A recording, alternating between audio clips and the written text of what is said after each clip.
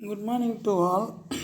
I am G. Krishnan, Social Science teacher, Gandhi Metric Higher Secondary School in Kandambalayam. Today I am going on History, Unit 7. பார்த்தீங்கன்னா நம்ம titles of பிரேக்கில் நம்ம second one பேரை நம்ம பார்ப்போம். அதில் by July 1855 the rebellion has taken the form of open insurrection against the Mahajanas, the Jamindars and the British officials.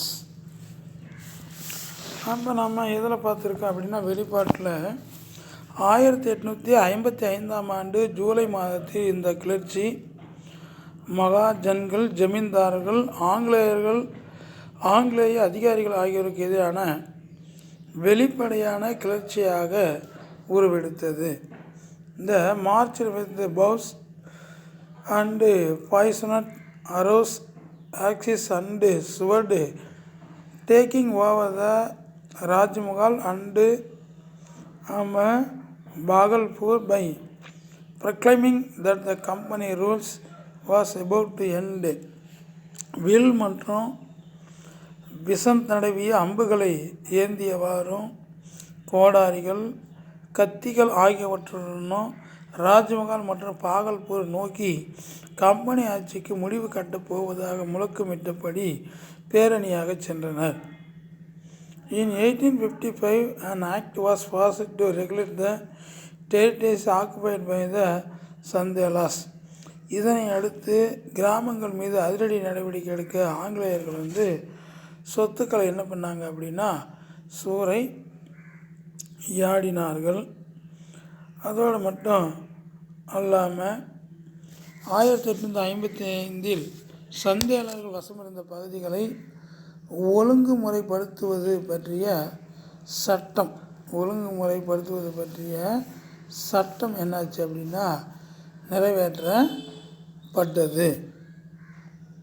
The act formed the territory into a separate division called Sandal Fargana Division. Santhal Fergana மண்டலம் என்ற தனி மண்டலத்தை உருவாக்கும் வகையில் இந்த சட்டம் நிறைவேறியது. Next one பார்த்தீங்கன்னா முண்டா ரிபுலியன். அப்போ முண்டா கிளர்ச்சி, ரெபுலியன்ஸ்னால் என்னன்னு கிளர்ச்சி. அப்போ முண்டா ரிபுலியன்ஸில் ஃபஸ்ட் ஒன் பேர் ஆகலைங்க. அப்போ one of the prominent rebellions of the period occurred in Ranchi known as Ulgulan rebellions great tumult. ராஞ்சியில் இக்காலகட்டத்தில் நடைபெற்ற உலுகுலன் கிளர்ச்சி. என்ன கிளர்ச்சி அப்படின்னாங்க உலுகுலன் ரிபுலியன். அதை லைன் பண்ணிக்காங்க. பெரிய கழகம் பழங்குடியின கிளர்ச்சிகளில் மிக முக்கியமானதாக அறியப்படுகிறது. பழங்குடியின கிளர்ச்சிகளில் மிக முக்கியமானதாக அறியப்படுகிறது. The Munda people were familiar with the cooperative or a collective farming known as next one known as என்ன சொல்லலாங்க அப்படின்னா அப்போ குன் கட்டி ஜாயின் ஹோல்டிங் லேண்ட் சிஸ்டம். கூட்டாக நிலத்தை வைத்து கொண்டு குன் கட்டி என்ற முறையில் விவசாயம் செய்வதில் முண்டா மக்கள் பெயர் பெற்றவர்கள் ஆவார்கள். It was totally erected by the introductions of private ownership of land and the intrusions of merchants and moneylenders.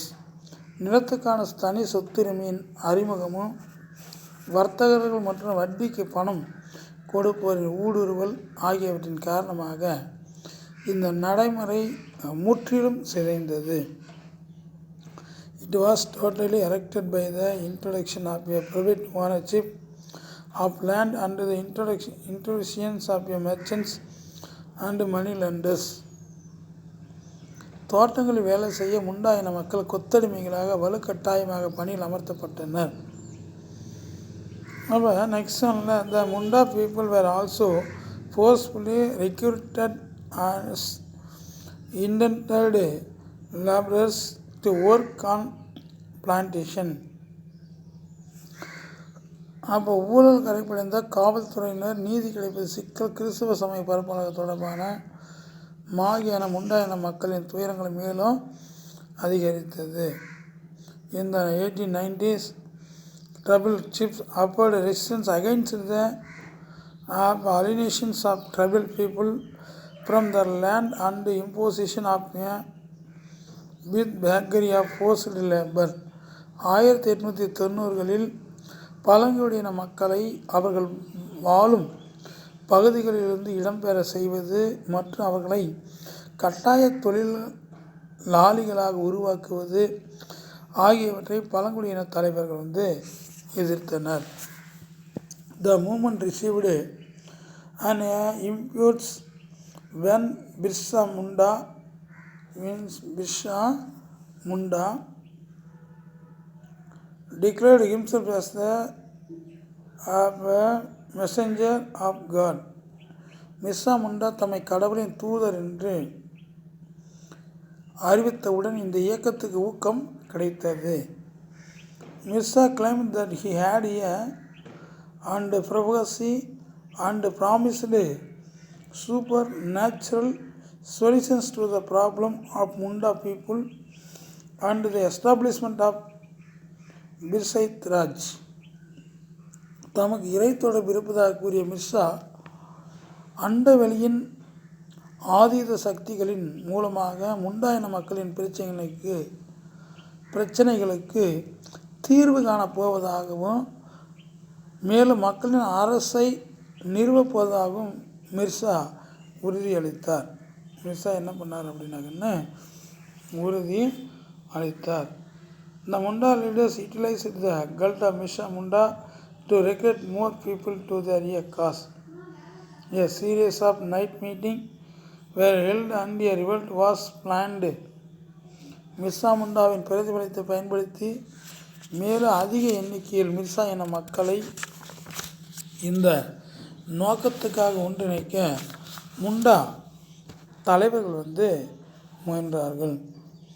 அந்த Charismas Day of 1889, the resort to violence, buildings were burned down and arrows were shot at Charistitian missionaries and Munda and Charistitian convert.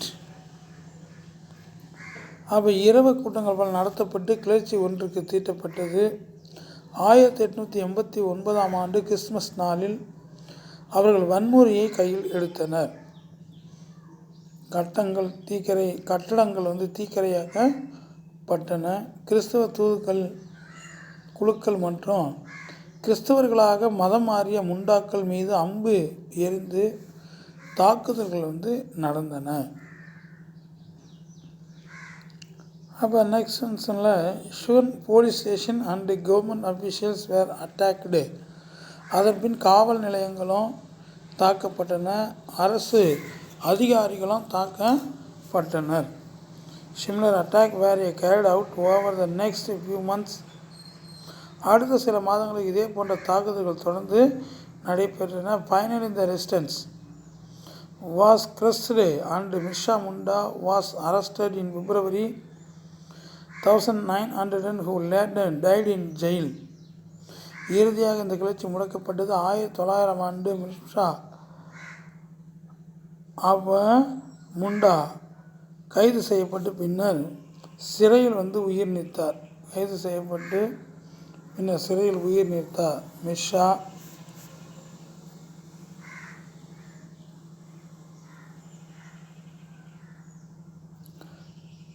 Mirsa Munda became a folk hero who is to this day celebrated in many folk songs. பழங்குடியின தலைவராக இருப்ப மிர்சா முண்டா இன்றளவு பல நாட்டுப்புற பாடல்களில் போற்றப்படுகிறார். folk songs. The Munda rebellions and prompted the British to formulate a policy on tribal lands. இந்த முண்டா கிளர்ச்சியை அடுத்து ஆங்கிலேய அரசு பழங்குடியின நிலம் பற்றிய கொள்கையை வகுக்க முனைந்தது. The Chota Nagpur tenancy act 1908 restricted the entry of non-tribal people into the tribal land. 1908இல் சாட்டா நாக்பூர் குத்தகை சட்டம் நிறைவேற்றப்பட்டு பழங்குடியினர் நிலத்தில் பழங்குடியினர் அல்லாதோர் நுழைவது தடுக்கப்பட்டது.